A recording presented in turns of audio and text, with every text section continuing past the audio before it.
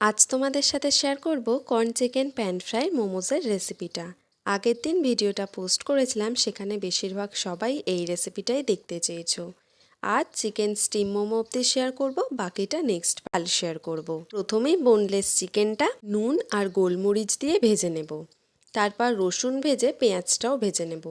এবার sweet corn, capsicum, গাজর, বাঁধাকপি, ভাজা চিকেন, স্বাদমতো নুন, vinegar, dark soya sauce, spring onion, chilli oil, tomato sauce, গোলমরিচ গুঁড়ো দিয়ে ভালো করে মিশিয়ে একটু ভেজে নিলেই তৈরি স্টাফিংটা। ময়দাটা নুন তেল দিয়ে মেখে এরকম ছোট ছোট লেচি করে নিয়েছি। এবার বেলে পুরটা দিয়ে ঠিক এই রকমভাবে মুড়ে নিয়েছি। আর 15 থেকে 20 মিনিটের জন্য স্টিম করে নিলেই তৈরি চিকেন স্টিম মোমোস। এই একই স্টাফিং দিয়ে আজকে তোমাদের সাথে 3টে রেসিপি শেয়ার করব। জানিও কিন্তু কোনটা বেশি ভালো লাগলো, সেটা অবশ্যই কমেন্ট করো। সাথে শেয়ার করব প্যান ফ্রাইড মোমোজের রেসিপিটা। এটার ফার্স্ট পার্টটা আমি শেয়ার করে দিয়েছি, রিলেটেড ভিডিওতে দিয়ে দিলাম, দেখে নিও।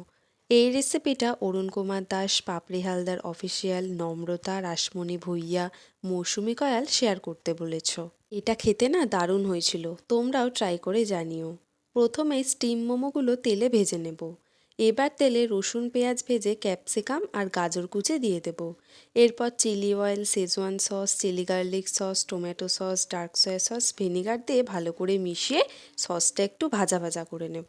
চিলি অয়েলটা অপশনাল, তোমরা চাইলে নাও দিতে পারো। এবার ফ্রাই মোমোগুলো দিয়ে ভালো করে মিশিয়ে স্প্রিং অনিয়ন দিয়ে দিলেই তৈরি চিকেন প্যান ফ্রাইড মোমো।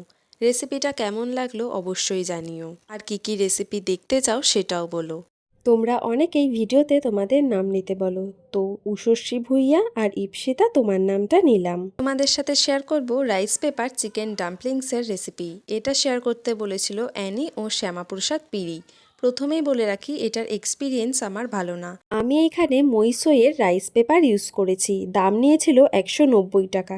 এবার রাইস পেপারটা জলে 5 থেকে 6 সেকেন্ড রেখে তুলে নিয়ে স্টাফিংটা দিয়ে এইভাবে মুড়ে নেব। আমি 2 রকমের ডিজাইন করেছি। আমি আগে যদিও দেখে নিয়েছিলাম এটা কিভাবে করে, কিন্তু করার পর দেখছি সব থালায় আটকে গেছে। 4 থেকে 5টা উঠেছে আর বাকিগুলো সব নষ্ট।